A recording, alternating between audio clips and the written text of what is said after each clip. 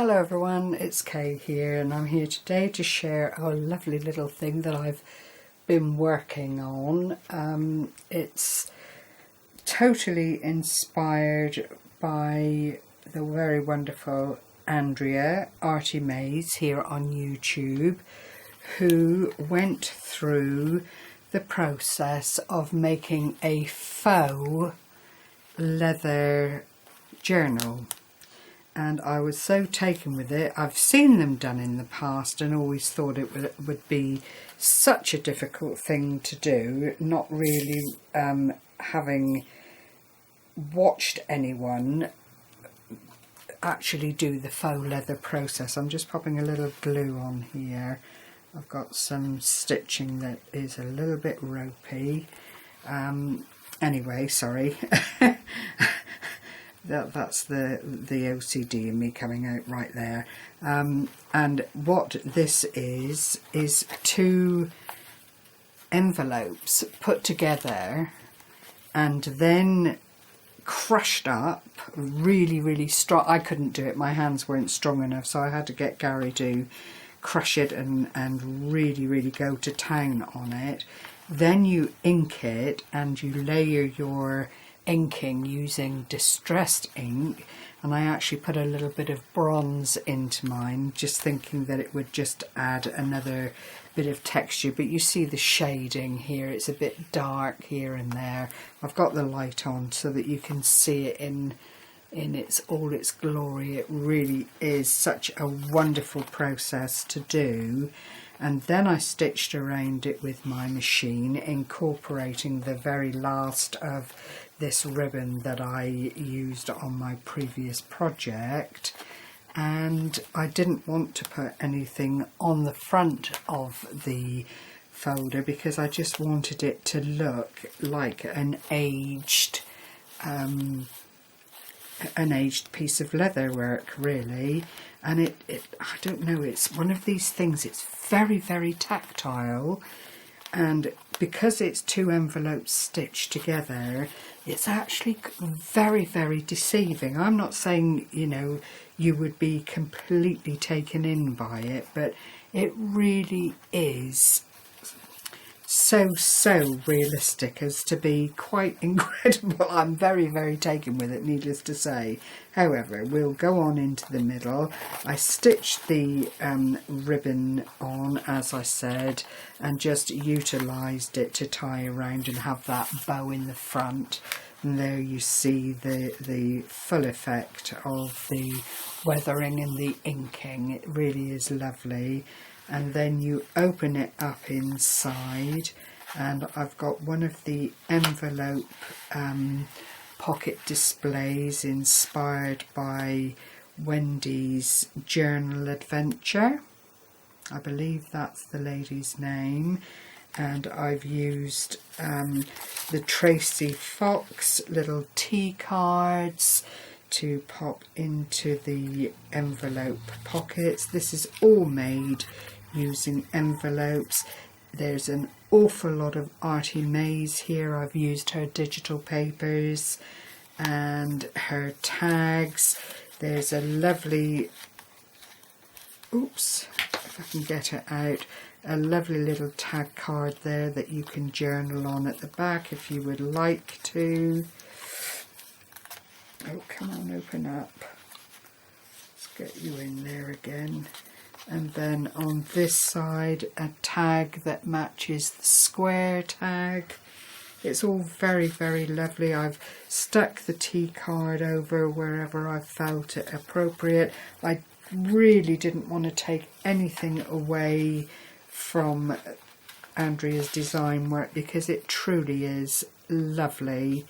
All of these are plain on the back, but needless to say, you would want somewhere plain to do your little bit of writing on and so on, so I'm not perturbed by that at all.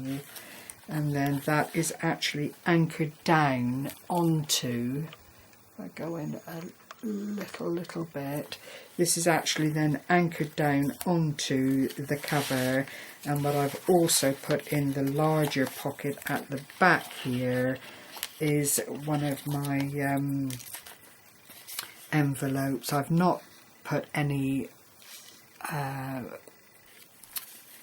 napkin on it, nothing at all. It's just inks and staining, but I wanted to put that in because, again, that is another inspiration from Artymaze. I have got other ones that I've shown, and I've actually made, if I've got one here to show you, a lot more of those decoupaged envelopes. I think I must have put them all somewhere safe. Yeah, I haven't got one to hand to show you, but they really are a delight, and all of these tutorials are readily available on Artymaze channel. I will leave the link below. Obviously, I like to give credit where credit is due. I then put in these coffee stained, and they smell of coffee. I made these myself, and it's 2 different lots. These are relatively plain with just the decorative edge there, a little napkin here just to keep that signature together, and it is purely and simply stitched in to the centre. I know people use elastic bands and or elastic material to put them in, but I wanted it to be quite authentic, and I wanted it stitched into the folder. There's one of the envelopes that I've done the napkin work on, and they truly are absolutely gorgeous. You could spend hours just tea staining or coffee staining, finding appropriate napkins to make your envelope with, and then stamping on them and putting some shimmers on them as I did here, and they are a joy. I've left it empty so it can be filled with whatever in there. And then this is my second batch of coffee dyed papers, and these have been inked, and I've done some of the doily inking with distressed ink just to get that lovely edging around. Another stamp that I like to use for this kind of thing, and you'll see there's a little bit of black stamping there as well, but nothing to detract from the overall loveliness. If I just, oh, wrong way, if I come in again so that you can see the detail on the paper, it really is very, very lovely indeed. Very lovely. And I've ripped that. I'm not a bit bothered about ripping the page. It all adds to the aging of the, you know, the overall product. The only thing is, if you are a coffee fiend like me, I don't drink anything else.